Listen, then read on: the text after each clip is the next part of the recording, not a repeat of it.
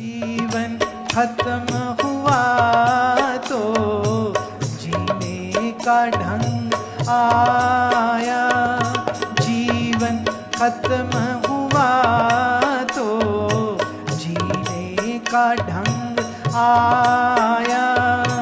जीवन खत्म हुआ तो जीने का ढंग आया।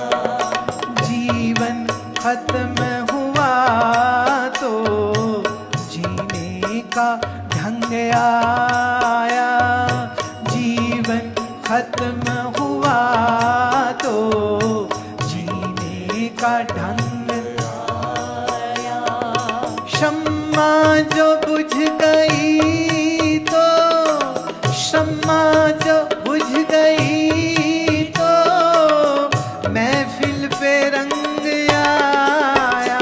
ए शम्मा जो बुझ गई तो, ए शम्मा जो बुझ गई तो महफिल पे रंग आया।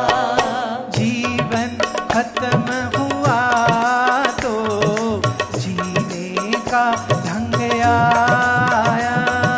जीवन खत्म हुआ तो जीने का ढंग आया।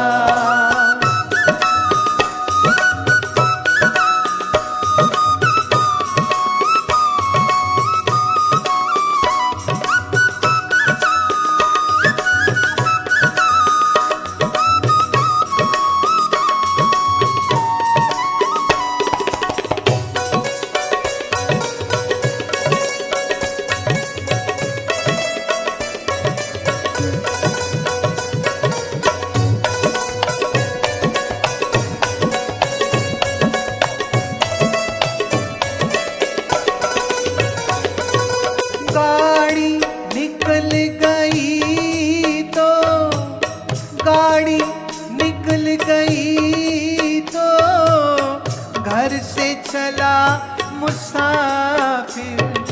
गाड़ी निकल गई तो घर से चला मुसाफिर। फिर मायूस हाथ मलेता, मायूस हाथ मलेता वापस बेरंग आया। फिर मायूस हाथ मलेता वापस बेरंग आया। शम्मा जो बुझ गई तो, शम्मा जो बुझ गई तो, हाँ जी शम्मा जो बुझ गई तो, शम्मा जो बुझ गई तो महफिल पे रंग आया। जीवन खत्म हुआ तो जीने का ढंग आया। जीवन खत्म हुआ तो जीने का ढंग आया।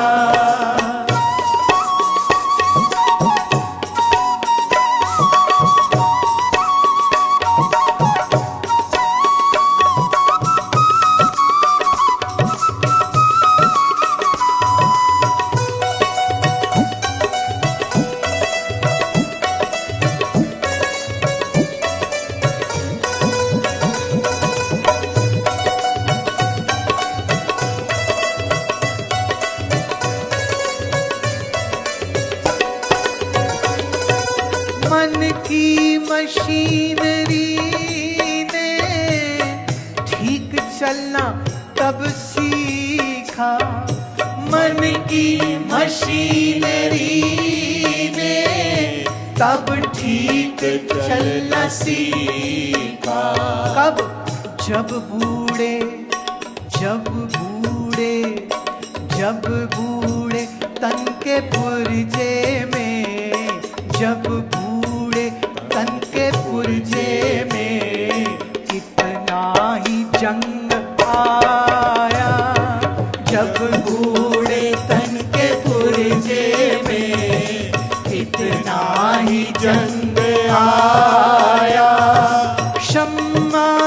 बुझ गई तो, शम्मा जो बुझ गई तो, महफिल पे रंग आया। हाँ जी, शम्मा जो बुझ गई तो, महफिल में रंग आया। जीवन खत्म हुआ तो, जीने का ढंग आया। जीवन खत्म हुआ तो, जीने का ढंग आया।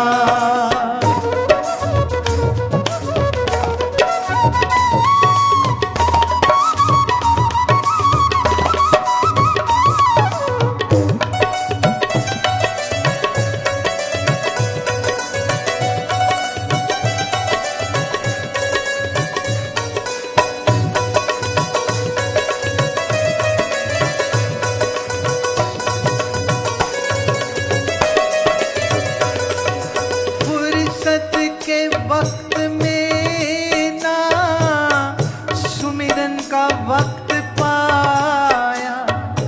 फुर्सत के वक्त में ना सुमिरन का वक्त पाया। सब यही बोलते हैं ना, टाइम नहीं, सुमिरन कब करें, टाइम ही नहीं है। हम बड़े पे नहीं जी, दुकान कौन देखे, फैक्ट्री कौन देखे, नो टाइम।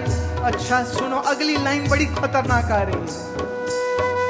फुर्सत के वक्त में ना, फुर्सत के वक्त में ना सुमिरन का वक्त पाया। हाँ जी, सुमिरन का वक्त पाया। उस वक्त वक्त मांगा, उस वक्त मांगा, जब वक्त तंग आया। उस वक्त मांगा, जब वक्त तंग आया।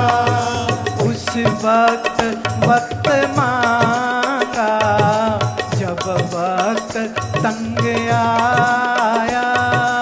उस वक्त मांगा, जब वक्त तंग आया।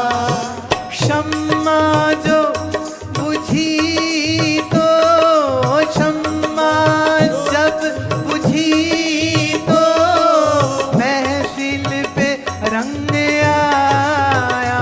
हाँ, शम्मा जो बुझ गई तो, महफिल में रंग आया। जीवन खत्म हुआ तो, जीवन खत्म हुआ तो, जीने का ढंग आया। जीवन खत्म हुआ तो, जीने का ढंग आया। जीवन खत्म हुआ तो, जीने का ढंग आया। जीवन खत्म हुआ तो, जीने का ढंग आया। जीवन खत्म हुआ तो, जीने का ढंग आया। जीवन खत्म हुआ तो, जीने का ढंग आया। जीवन खत्म हुआ तो, जीने का ढंग आया। जीवन खत्म हुआ तो, जीने का ढंग आया। शम्मा जो बुझ गई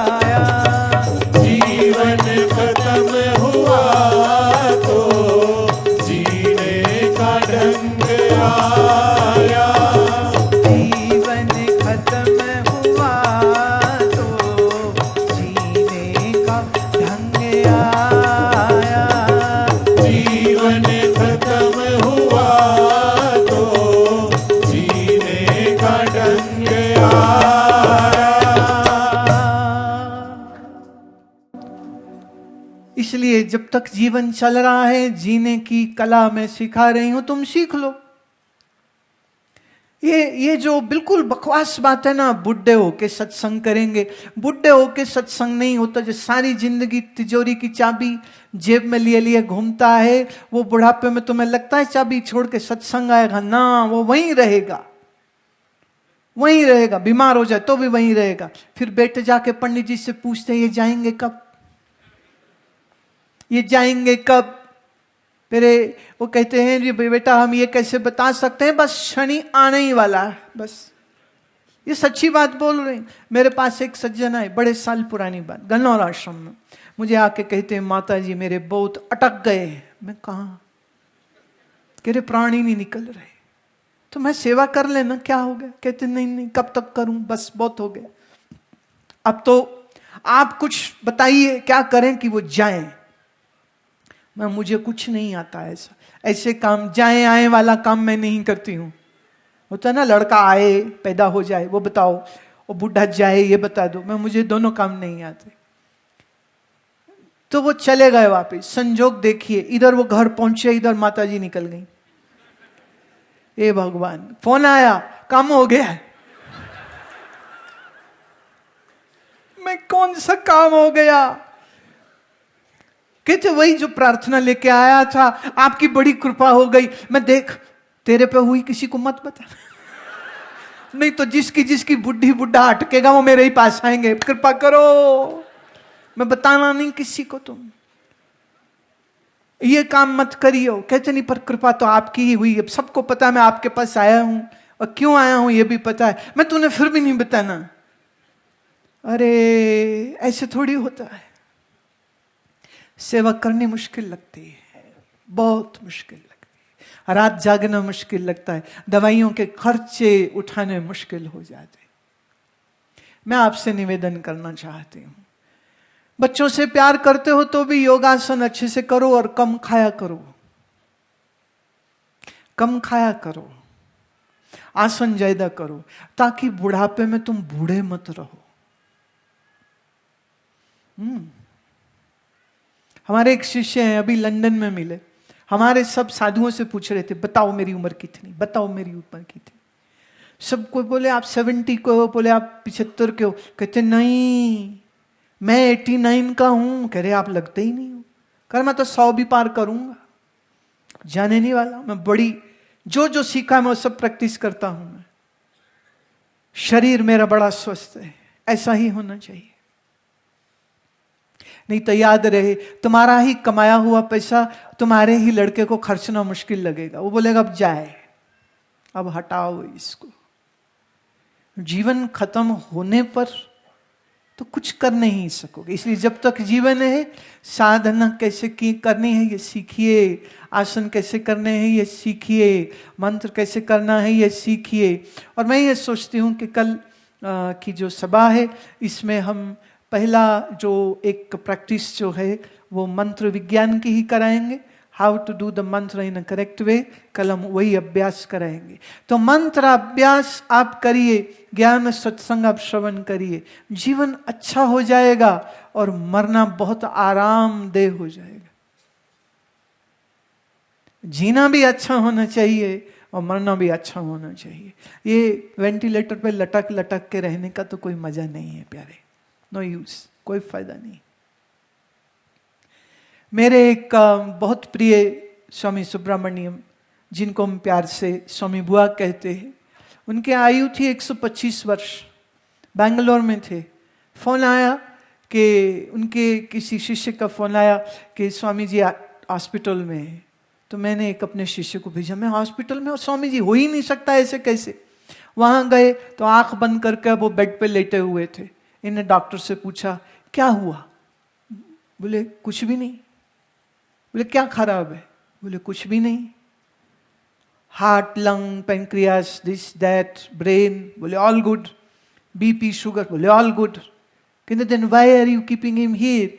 कहते असल में पिछले 10 दिन से इन्हें कुछ खाया नहीं है, तो इनके शिष्य यहाँ ले आए, हमने सब चेक कर लिया, एक चीज खराब नहीं है, और इनका हार्ट इतना हेल्दी है जैसे कोई 15-16 साल का बच्चा हो।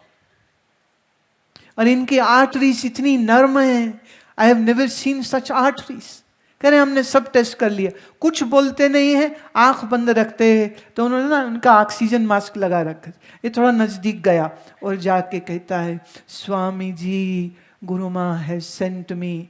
तो उन्होंने अपना हाथ ऐसे उसकी कलाई पकड़ी, बोले इतने जोर से पकड़ा दर्द ही हो गई। Swami ji leave my hand. अंग्रेजी बोलते थे, Swami ji leave my hand. ये भी नहीं कह सकते क्योंकि हाथ पकड़ा है, पकड़ा है तो अच्छा ही है। मास्क हटाया, Swami ji how are you? Good. And then he says how is Amma? मुझे अम्मा बुलाते थे। How is Amma? How is Nalla Amma? नल्ला मैंने बहुत अच्छे। नल्ला अम्मा, अम्मा कैसी है? अम्मा का हाल पूछ रहे हैं, अपना बताए। मैं ठीक हूँ। बोले भाई यहाँ क्यों हो आप? कह रहे ask my fools, these fools disciples have brought me here. कुछ नहीं था, खा नहीं रहे थे। क्यों नहीं खा रहे थे? क्योंकि वो देह छोड़ने वाले थे। ये उन्होंने बताया नहीं था, देह छोड़ने वाले थे। ये ऐसे मेरे जीवन में तीसरे महात्मा थे जिन्होंने शरीर छोड़ने से 1 महीना पहले अन्न जल सब कुछ छोड़ दिया था। और या तो वो बैठे रहते थे या वो शवासन में लेटे रहते थे।